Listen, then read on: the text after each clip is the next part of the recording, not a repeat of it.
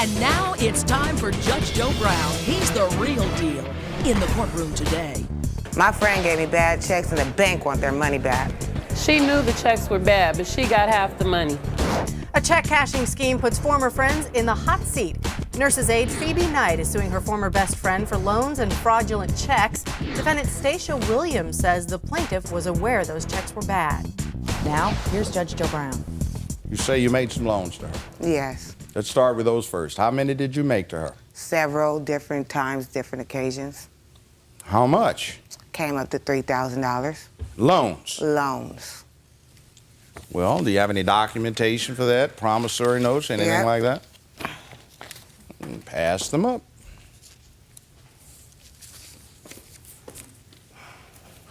She loaned me $3,300, Your Honor, and I paid her $1,500. Okay, The rest wait of your the turn. money Hold on, is hold not. on. I don't owe When's her. your payment?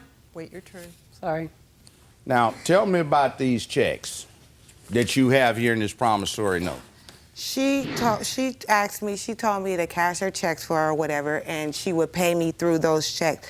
I told her I've been having my bank account since I was 14 years old. Are these legit, whatever? She said everything is fine, nothing is gonna go wrong. I didn't notice that the checks were bad because I was in the process of moving until they froze my bank account. Once they froze Well, now let me ask you a question. When you, the first of these checks, you say she had you deposit, Yeah, and your account, yes. Your Honor. well, hold on, was for how much? The first one was for 800, one was for 1,000, and one was for like 15. When did you disperse the cash to the defendant? I gave him 300 that day, and then the rest when the bank opened because I had All right, money now let in me there to ask you cover a it. question. You made a deposit. Yes. The first check, which would have been the one for approximately, what, $800? Yeah. Now, and at that point, you got 300 out of the ATM and handed it to her. Yes. The next day, you went into the bank and you withdrew the $515 and gave it to her, Yes. right? Now, when did you deposit the $1,075.50? Like 2 days later. Or 2 days 2 later. Days before, yeah. That was through the ATM. Yes. How much did you withdraw then? The 300 that I can pull out, the maximum amount, and then the next day I gave her the rest. 300, and then you gave her the rest. 1,000. Let's She see. gave me half the money, You gave Your her Honor. $775. The next day, you went and withdrew it from the bank. Yes. She kept half the money. Be Your quiet, please. Now, the third one. What'd you do? Put that in through ATM? Yeah. And you went in the next day and gave her the balance after taking 300 out of the ATM and giving it to her, Yes. right? Why did you do that? Because we were friends and I didn't think anything of it. You didn't. No, and Had she she knew- been doing that over the years? Yeah. How many times have you done that? Not that many. Like around, I guess, 3 times. Now, were these checks written by the defendant to you, or were Yep, they and- third-party checks? I think they were third party, but she made sure that the Social Security, she put in like the Social Security number and everything was on there. And I told her, I've been having this bank account since I was 14. She was like, these checks are legit. Don't worry, I wouldn't do you like that. Whose Social Security?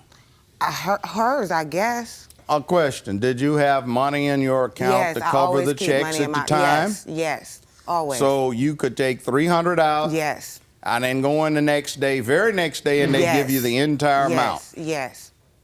I always kept my bank account nice, and I never had a problem with my bank account, ever. So what happens here? Since They I was catch up with 14. you and say, wait a minute, we're deducting this from your No, account? I was trying to pay my bills, and all of a sudden, it was like my bank account was frozen. I had to figure out why my bank account was frozen, and that's when they told me. So I took my following checks and covered the difference. Mm-hmm. Because that's how I pay all my bills and Now, everything. They were third-party checks, or were they checks supposedly drawn on the defendant's personal account? They were third parties. Third party. Well, Yeah. who's the third party? I have no idea.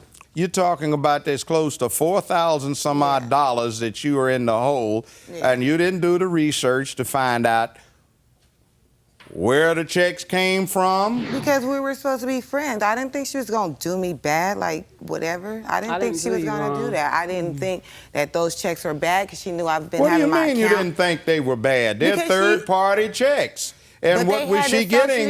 You 3 third-party checks over the course of one business week. She had put the Social Security number on there. So Social Security number? What Social Security number? From the person. The person that wrote her the checks? Yes. Or her? Oh. Was it a person that wrote the checks or was it a business check? I don't know. You don't know? I don't know what it was. I just know it was a third-party check. And I told her in order for me to cash a third-party check, she would have to have a Social Security number. From who?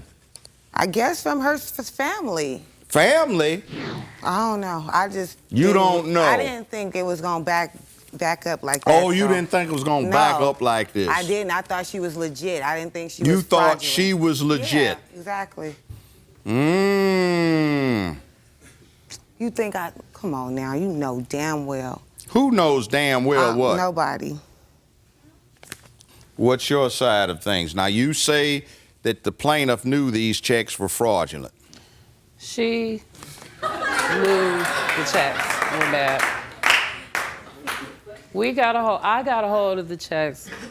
Asked her, did she want to keep half of the money? Where'd you get a hold of them? Somebody found them. What? Somebody found them. Mm-hmm. We'll be right back with Judge Joe Brown. Well, she put my son's life in jeopardy. What about my daughter's life? She was there. I never put your daughter. You took your daughter home. She took her daughter home. Okay, what happened with her, your child? I let my child go with her to Great America Amusement Park, and she claims my son ran off. I don't care if he ran off, if you lost him, or he lost you. Excuse me. Now. He didn't wander off. He ran off, and he told me he was going to do his own thing. And I called her immediately and told her what her son was doing. And whatever. And later today. All right, now when did this tire slashing come in? Well, they were following me when I was following him, and they never caught each other. We never caught each other. The cops were following us. They never got us together until after he slashed my tires. It's Joe time after this. We're back with Judge Joe Brown. The defendant in this case says she got her hands on some stolen checks and gave them to the plaintiff as payment for some old loans. She says the plaintiff was fully aware they were committing a crime and agreed to take the checks anyway. Let's take a look. Whose account was it that the checks were supposed to be paid out of? These were checks already made out to people that neither one of us knew. I didn't have an account. Somebody found them on the street and you just happened to be walking down. Hey, psst, psst, psst, come in. I got something for you. I got 4K where the checks is. All yours. Let me tell you how it went.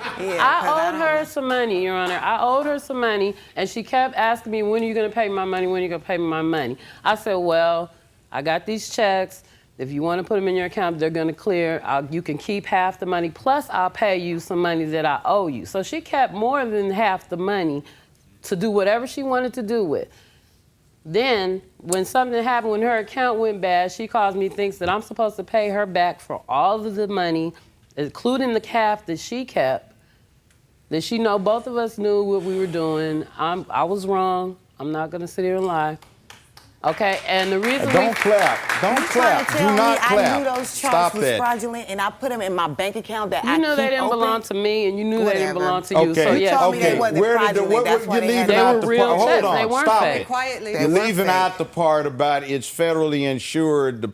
You have federally insured deposits, and if somebody finds out something's wrong with the checks, they will put the money back in your account. That's exactly why she's doing this. When we fell out, that's when she started coming after me for the money because she left my child. She thought that they were going to pay her back when they found out the checks were fraudulent. They told her if she gives up a name, she called me, threatened to call the police on me. She said, I'm going to turn you in if you don't tell these people that you're the reason why my account is frozen. Yes, I did. And I said, you gave me them checks. I said, well, do what you got to do. Sue me. And I feel like I don't owe her a dime because she did me way more wrongs than I ever did her.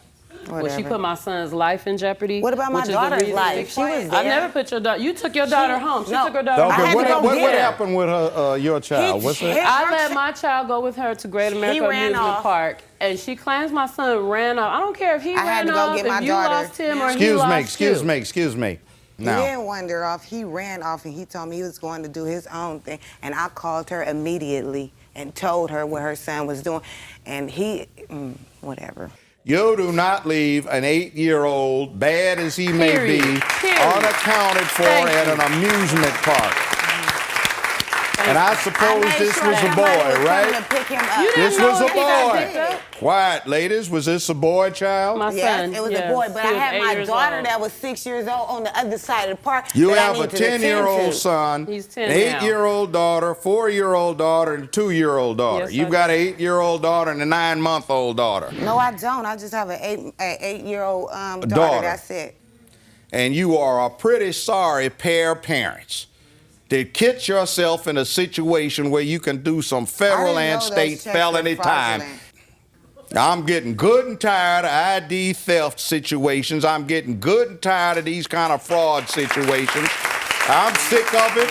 It's cost everybody who is trying to do right a whole lot of time and money. And you two stupid idiots come in here and you testify under oath about felonious activity. I never knew those Well, checks I'm was sorry. fraudulent. Bye. I'm sending it to the DA. You can take it up a later time. Excuse me. Right now. Little tense at the end there, probably because the defendant admitted to the whole sordid mess. The plaintiff protested just a little too much, and her friend said that was just an act. The defendant wins. Now, on to the next case. Please raise your right hand. Plaintiff Annabelle Maldonado is suing her ex-boyfriend for slashing her tires. Defendant Brandon Barker does not admit to any crime. Maldonado versus Barker, or should I say Barker versus Barker? Legally, it's not Barker versus Barker yet. The defendant is your ex-boyfriend. You claim you two had a little falling out. He slashed your driver's side tires. You want him to pay for new tires and towing charges. Correct. After that, to be precise, last month you two got married. Correct. He got locked up for a minor infraction, and somebody failed to go down and file the endorsed marriage certificate. Correct. You. Me? Yes. I don't have him, actually. It's his mother has him. Yes, you got the marriage certificate and license, and you were supposed to file it, and you've been through the ceremony. Correct. So, okay, how long were you two involved with each other? About 20 months now. You have a 10-month-old son together, right? He's 11 months now. 11 months old. Yeah. Right? Correct. Now, where is the instrument? The instrument? What do you mean by that? The marriage license. It's at her mother's. The certificate of marriage that the judge signed, where is it? It's at her mother's. Those are your mother's. Was it at my mother's? Oh, okay. What are you two doing? This is getting to be a little bit psychedelic up in here.